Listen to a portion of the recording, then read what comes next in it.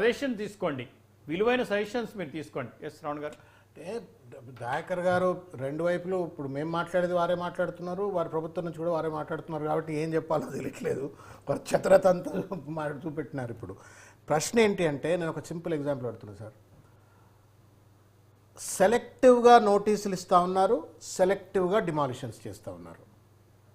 కొంతమందికి ఏమో నోటీసులు ఇచ్చి కాల పరిమితి ఇస్తారు, కొంతమందికి ఏమో నోటీసులు ఇవ్వకుండా రాత్రికి వెళ్ళి తెల్లారి పొద్దుగాల గర్భిణీ స్త్రీలైనా పర్వాలేదు, చిన్న పిల్లలైనా పర్వాలేదు, అప్పుడే హౌస్ వార్మింగ్ సెరమనీ చేసుకున్నా పర్వాలేదు, కూల్చివేతలకు గురి చేస్తున్నారు.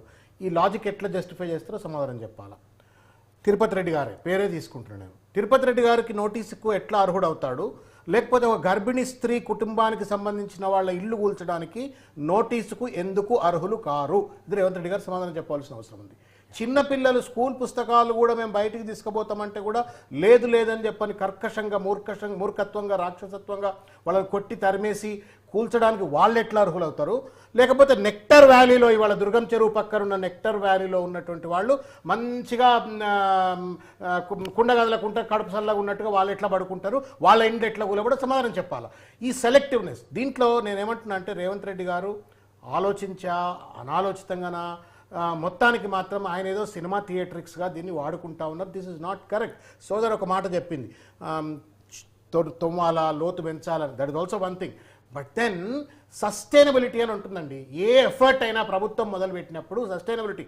రేవంత్ రెడ్డి ఉండడు రేపు, రంగనాథ్ ఉండడు రేపు, 50 ఏళ్ల తర్వాత కూడా ఆ విధి విధానం ఉండాలంటే దానికంటూ ఒక కాంప్రహెన్షన్ ఉండాలా, పీపుల్ యాక్సెప్టెన్స్ ఉండాలా, పీపుల్స్ పార్టిసిపేషన్ ఉండాలా. ఏం లేకుండా బుల్డోజర్ రాజ్యం నడిపిస్తా అంటే ఇది ఎక్కడ పద్ధతి అవుతుంది చెప్పండి? తిరుపతి రెడ్డి గారికి ఏమో నోటీసు రాజ్యం, పేదోడికేమో బుల్డోజర్ రాజ్యం.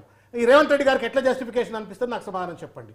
నెక్టర్ వ్యాలీ మీరు గూగుల్లో కొట్టి చూడండి. ఇప్పుడు just simple type it on Google, nectar valley అని కొట్టండి, దుర్గం చెరువు నెక్టర్ వ్యాలీ. ఆ మొత్తం అది బ్యాక్ వాటర్స్లో కట్టిండ్రు. అది కట్టినప్పుడు రాజశేఖర రెడ్డి గారి టైంలో, చంద్రబాబు నాయుడు గారి టైంలో ఎప్పుడు కట్టిండ్రు. ఇవాళ రేవంత్ రెడ్డి గారు అందులో ఉన్నదంతా ఐఏఎస్ ఆఫీసర్లు, బడబడ బాబులు, బంగ్లాలు, పెద్ద పెద్ద వాళ్ళు అంటున్నారు. అలా దమ్ముంటే బుల్డోజర్ రంగనాథ్ రేవంత్ రెడ్డి నెక్టర్ వ్యాలీకి పోవాలా. వాళ్ళకేమో నోటీస్ ఇచ్చి చేతులు అందులో ఉంటున్నారు కాబట్టి మేము కూల్చామని చెప్పని మీకు మీరే కితాబులు ఇచ్చుకొని తప్పించుకుంటారు. మేము ఇంకొక మాట అడుగుతున్నాండి.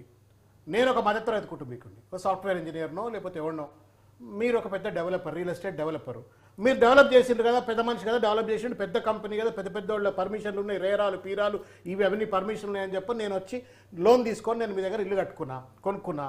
మీరు ఇవాళ రేవంత్ రెడ్డి వచ్చి ఇల్లును కూలగొట్టిండు. నష్టం మీకైతుందా నాకైతుందా? నా నుంచి రికవర్ చేసి మీకు ఇవ్వాలి. చేస్తారు దమ్ముందా రేవంత్ రెడ్డి చేయడానికి? Do you have a policy to do so? Do you have a process to do so?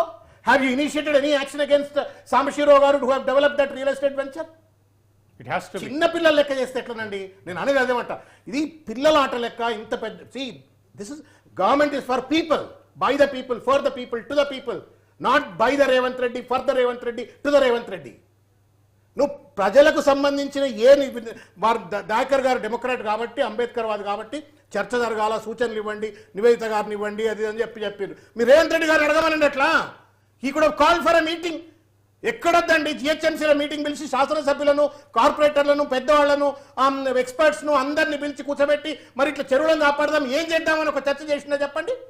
రాత్రి రంగనాథ్ని అపాయింట్ చేసి రంగనాథ్ కొత్త బిచ్చగాడి పొద్దున కదా అన్నట్టు బుల్డోర్లు పట్టుకొని కూర్చోడానికి పోతా ఉండే. What kind of democracy are we talking about? ప్రజాపాలన ఎట్లా అవుతుంది, ప్రజారాజ్యం ఎట్లా అవుతుంది? ఇది మీరు కూల్చండి. నేనే రాసిన నా పెన్నుతో లేక్ ప్రొటెక్షన్ అథారిటీ ఉండాలని. But there must be a due process, there must be a policy, there must be a procedure, there must be a survey, there must be a legal sanctity. ఎందుకు నెత్తి మీద మొట్టికాయలు కొడతా ఉంది high court ఇవాళ? కారణం ఏంటి అంటే మనం డ్యూ ప్రాసెస్ పాటించట్లేము.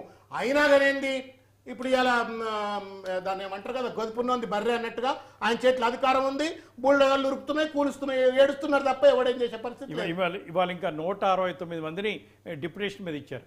మీరు ఏమన్నా చేయండి, నేను ఏమంటున్నా, have a policy, consistent policy, comprehensive policy, uniform policy. నీ ఇష్టం వచ్చినట్టు చేయకు. యూనిఫామిటీ ఏది నీకు? Nectar valley how it will be protected? You tell me. ఎందుకు ప్రొటెక్ట్ కావాలి నెక్టర్ వ్యాలీ? ఒకవేళ తప్పైనట్టయితే, నల్ల చెరువులో కట్టడాలు తప్పైతే దుర్గం చెరువులో ఉన్న నెక్టర్ వ్యాలీ కట్టడం ఎందుకు తప్పు కాదు? There must be some rationality కదా. ఇష్టం వచ్చినట్టు చేసేస్తా. గమ్మత్ ఏంటంటే ఇక డెమోక్రసీ ఎక్కడ వచ్చిందో, ఈ ఐఏఎస్ ఆఫీసర్లు ఏం చెప్తారో, భారత రాజ్యాంగాన్ని మీద ప్రమాణం చేసి they're supposed to be the custodian of the constitution వాళ్ళని చెప్పాలి ఐఏఎస్ ఐపీఎస్లు, వాళ్ళు చెప్తలేరు. మీరు చెప్పండి, తిరుపతి రెడ్డి గారికి నోటీస్ రావాలా? మా గర్భిణీ స్త్రీ కుటుంబం, మా పేరేందో నాకు తెలియదు, ఎడుతా ఉండే పాపం ఆ తల్లి, ఆ కుటుంబానికి నోటీస్ ఎందుకు రావద్దు? It's a good question. ఎట్లా రావద్దు? మేడం చెప్పండి, ఏం చేద్దాం?